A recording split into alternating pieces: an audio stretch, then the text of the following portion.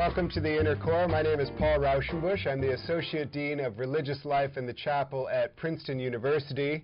And we're delighted that you are joining us today. We have a special topic, which is nature and spirituality, or religion and the outdoors. I am joined by three wonderful people who work with me at Princeton University. The first is Peter Hazelrig. He is the chaplain of the Princeton Presbyterians.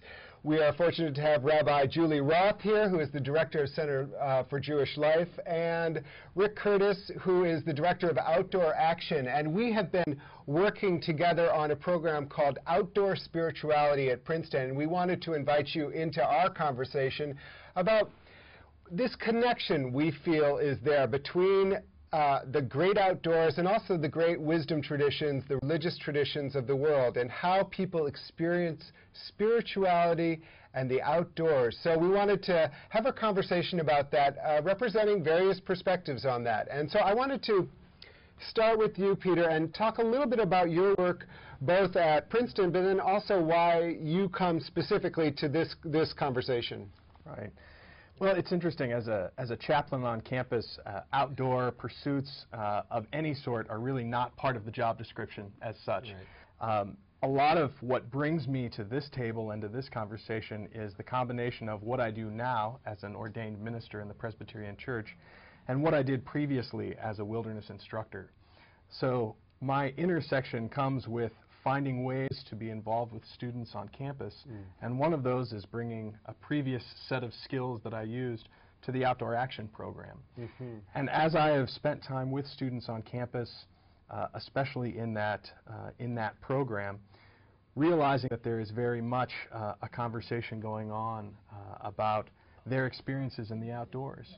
And so for me, it's been trying to find a place for religious groups, and particularly our ministry, to talk about the outdoors, the environment, about nature in a meaningful way. So by no means is it part of what we've done in the past. This is a new creation. I want to come back to your own experiences in this, but I wanted to just go directly to Rick. Now, you are the director of Outdoor Action. Can you tell us a little bit about Outdoor Action and a little bit of how you came to this conversation? Because we decided to collaborate on something, and what was your...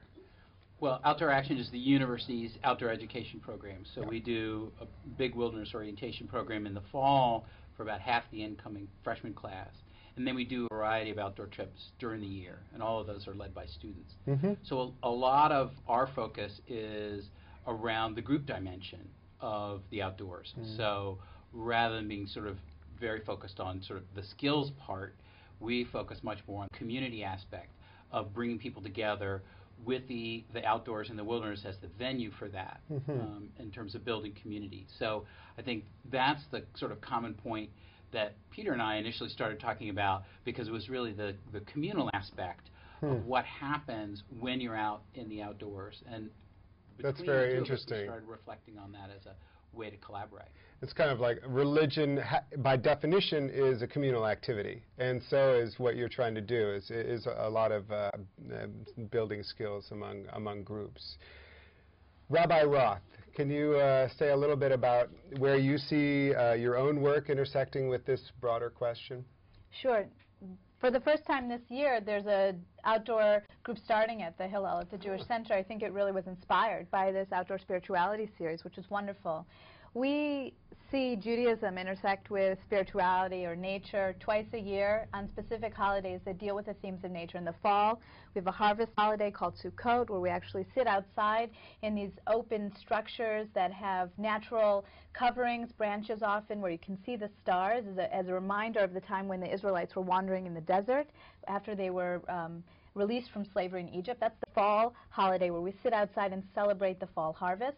And then in the spring, just as it's turning to spring, we have a holiday called Tu B'Shvat, where we celebrate the New Year of the trees.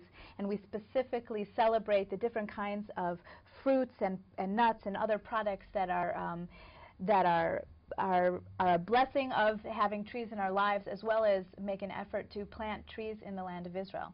And I think for a lot of Jews, they encounter spirituality and nature in those kind of holidays, as well as if they ever go to the land of Israel and an encounter with Israel. When you're in the desert in Israel studying the Bible and studying the stories that really came about in that context, you have a sense of the connection between desert, which in Hebrew is the word midbar, which is connected to speaking language, that when you're in a vast open space, you have a sense of awe and a quieting down in yourself that I think can allow you to be open to spirituality in a different way.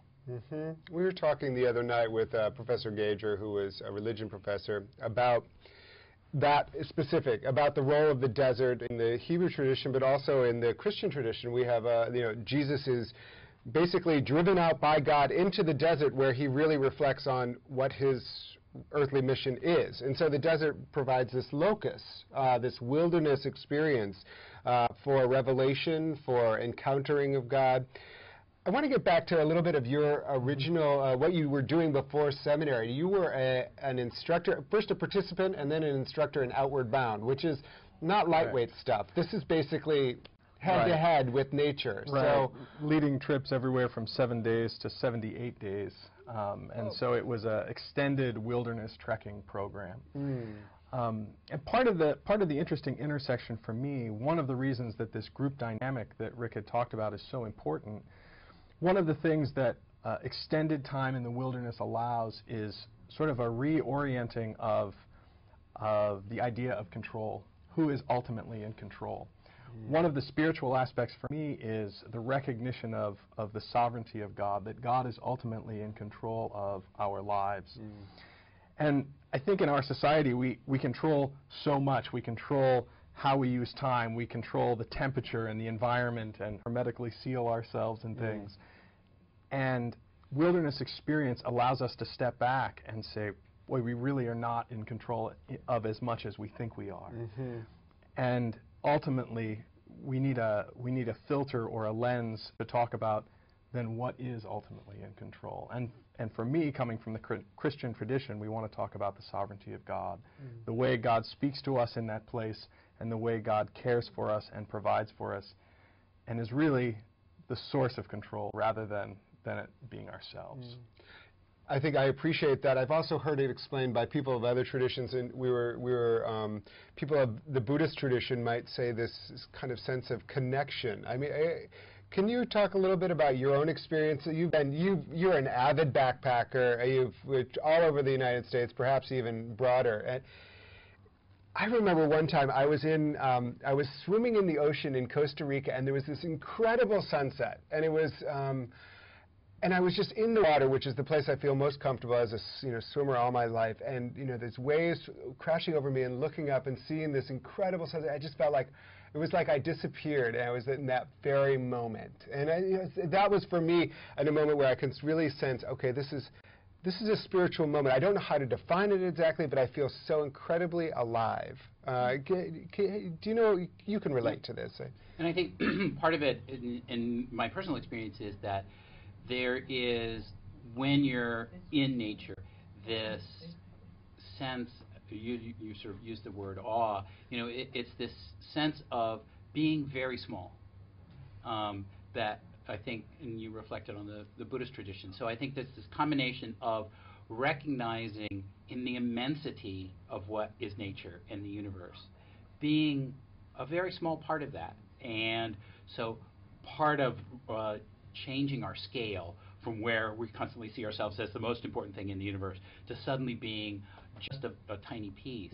There's, for me, a kind of an emptying process with that at the same time as I sort of empty myself of a lot of my own sort of focus on myself, allows me to hear and pay attention to all those things that are around you. And so, I've had that experience in great mountain vistas, and I've had that experience, walking by myself in the Institute Woods in Princeton. Right. So to me, I think that one of the things we talked about with Dr. Gager the other night was the notion of intimacy and the degree to which you can have experiences where you're being intimate with the natural world is part of that sort of key that I think starts to open the door to those transcendent experiences and to the spiritual nature. I like that word, intimacy. I've heard you use it before. Rabbi Roth, we are, you know, we're all waxing eloquent about nature. We love nature.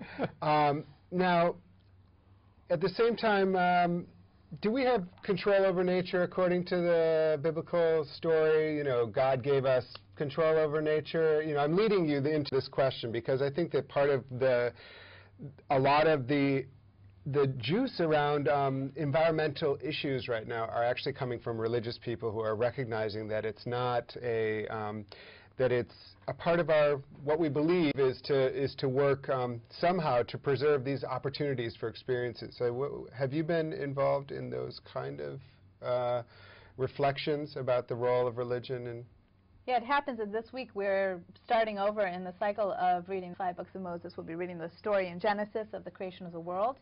And it's from that story that we have this idea that humankind is responsible or has dominion over the animals and the earth. And I think there was a time when that sense of dominion was used as a justification for using those resources only to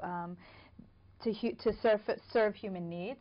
And it's not so clear from the original text that that's the intention of what dominion means. I think dominion is also having a sense of responsibility, that if you have stewardship over this incredible creation that God gave as a gift, then that carries tremendous responsibility. In the Jewish tradition, we talk about that both in terms of not wasting resources and in terms of not destroying natural areas that are there kind of independent from being resources. They're just to be enjoyed. They're just to invoke in us a sense of radical amazement. You were saying that for some people, even kashrut was being redefined.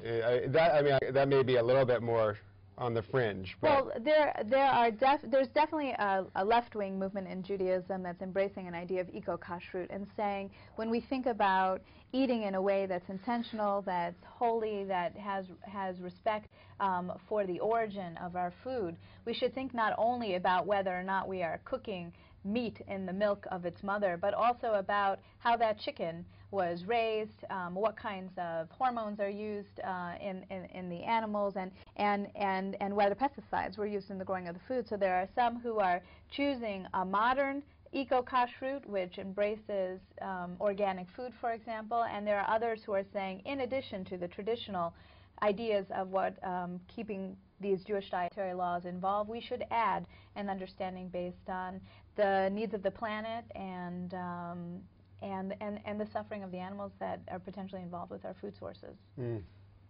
One of the things that was interesting when we were talking about the sukkah was this idea that the sukkah should be weak enough that it will be destroyed if a big storm comes through. And I've got to say that, you know, we all say, nature, you know, isn't nature nice? You know, isn't it pretty?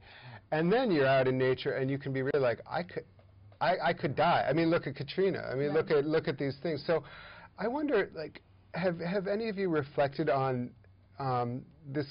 I don't want to call it a shadow side, but it's a part of nature that is not domesticated. I kind of feel like I live in a seaside town in Massachusetts. People put up these big boulders, protect my pretty house, protect my pretty house. And you think, that's just gone. If like the sea decides to take that house, it's gone. You can't not do it, you know. And I just kind of feel like there's this effort of taming nature. And do any of you know what I mean by that? And is there a spiritual lesson there that we can learn? Yeah, absolutely. I mean, what you're describing is this Western romantic ideal of nature and wilderness as being the beautiful sunset, the gorgeous view, the beautiful day, and yet the biblical understanding of wilderness was set apart from land. That was the distinction. You have land and wilderness. Land being the cultivated, manicured place that provides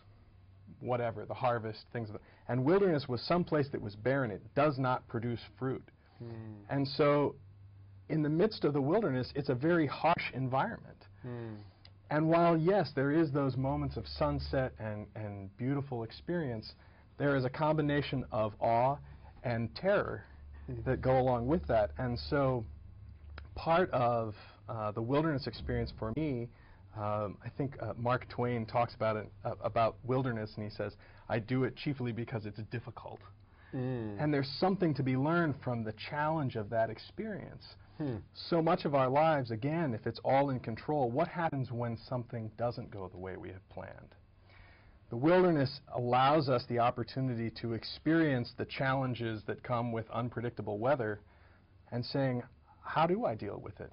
How do I sustain myself when things don't go the way I planned? Right. And For instance, like, where is God in that? That's the other question that we want to ask. Right. And how do we grow? I was thinking about the OA 5 days of pure rain where people were soggy the first night and it only got worse. So what were some of the lessons? I mean, not only theologically, but also on the individual lesson. How do you survive that? And is that a way to measure spiritual growth? Well, I think there's the essence of personal challenge and dealing with that. But I think what Peter was talking about is, and I was thinking about this the other night, nature is. And that's the sentence itself. You know, it is both quiet and tranquil at times, and it is also powerful and destructive. It's a force in itself that's much, more powerful than we are as individuals. And I think that's one of the places where it connects back into the notion of spirituality, because God is, and that's it. It's not something that you can either explain in words or describe.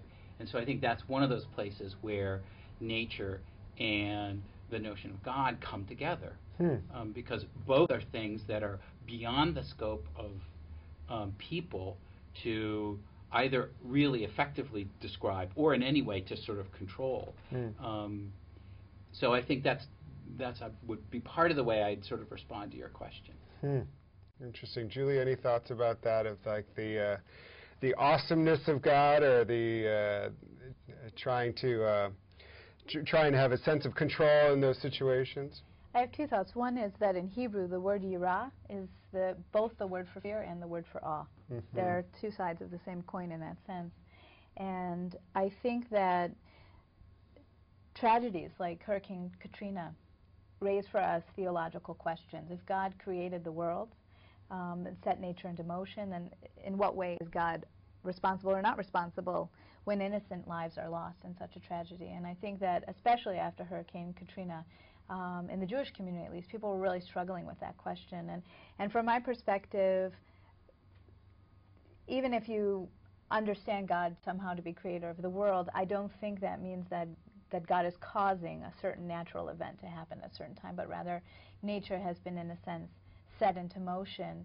And I think that the reality of life is that there is always good and bad. There's a duality there, and the question is not so much how do we control what happens to us, but what do we do when we're faced with difficult circumstances, and how do we make spiritual meaning even when difficult things happen to us.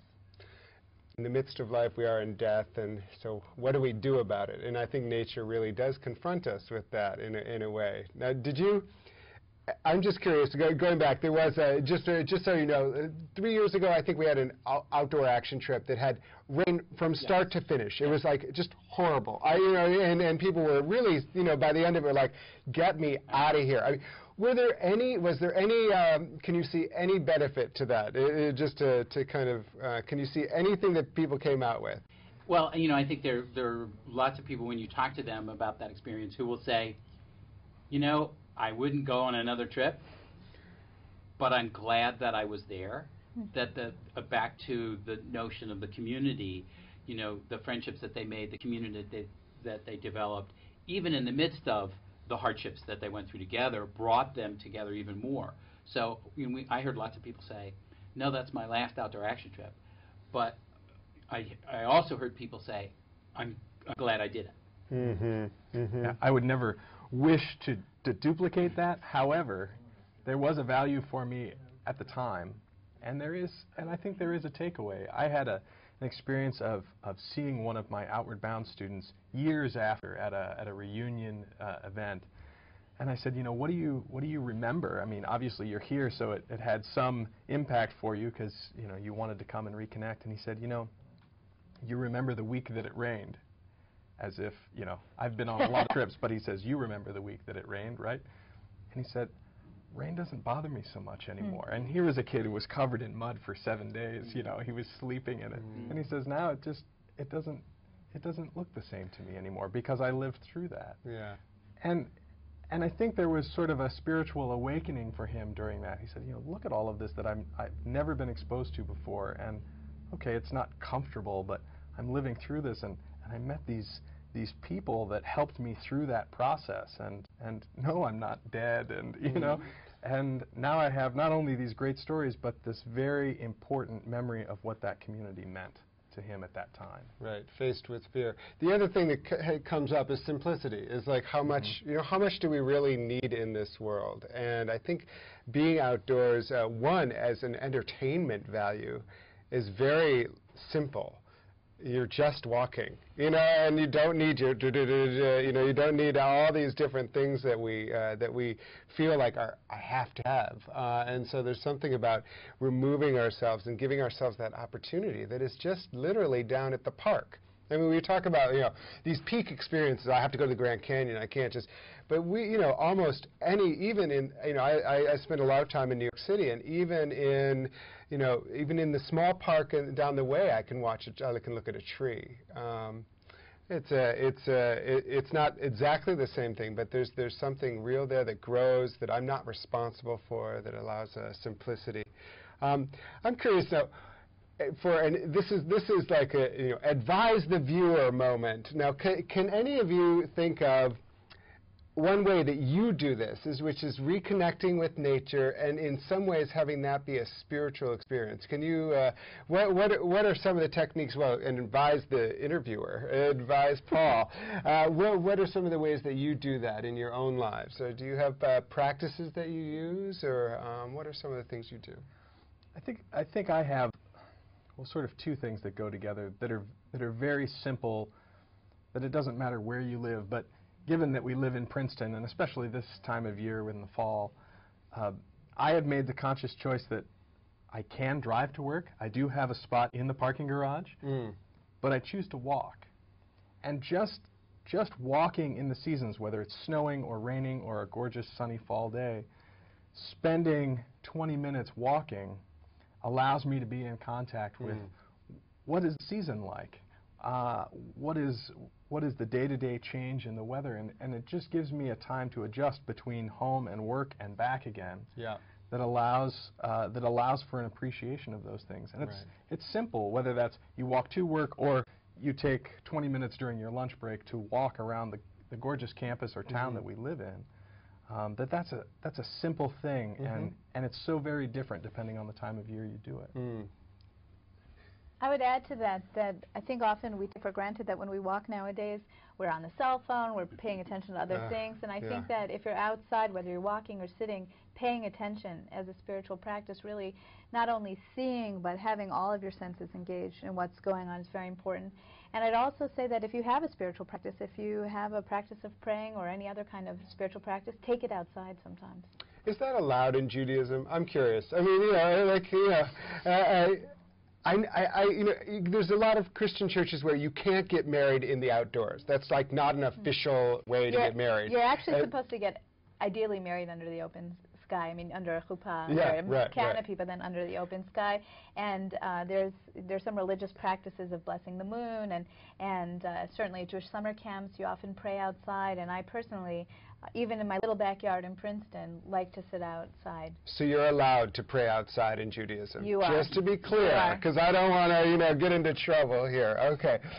No, actually, you know, I should mention that, you know, one of my, I think probably, if I were to look back, one of the major ways I came to really being a Christian is this small chapel when I went to summer camp, outdoors, with the walls being pine trees and being, you know, just, and sitting on stone. It was the first time I actually was like, oh yeah, I get church now, where I'd never gotten church in my, you know, kind of modern Presbyterian church in Madison, you know, Wisconsin, where I grew up. What's an advice piece that you have for, as someone who's really our resident expert? Well, both of you are, but really the. I think I think there are two things I can suggest. One is time. That I think it takes a certain amount of time to shed the thoughts, the anxieties, and everything else. So, I'll go, again, I've spent thousands of hours just walking in the Institute Woods. And part of it is, it takes me, an hour and a half to settle myself down enough that I'm actually sort of paying attention and being more aware of what's happening. So part is sort of trying to give yourself the time. And I think the other piece is that it can often be very small things.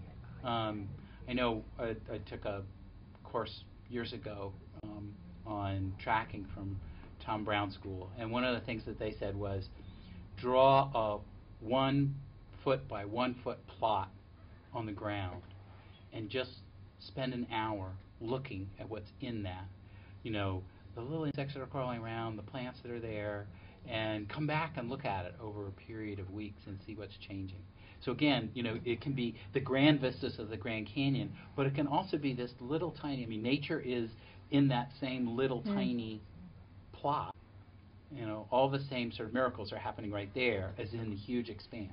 Oh, that's so interesting, Rick. It reminds me of this story. I'm forgetting the name of this woman, a Christian woman who was imprisoned by the Nazis, and she said all she saw of nature was this little ant, but she describes this ant as so beautiful and so profoundly, beautifully, perfectly made. And it was like, it's an ant. But if you're not allowed to see other pieces of nature, it's a profound encounter, and that's so beautiful. So I want to thank you, Rick, and Rabbi Roth, and Reverend Hazel. Well, I couldn't call the drives. I gave everybody else titles. You're a director, Director Rick.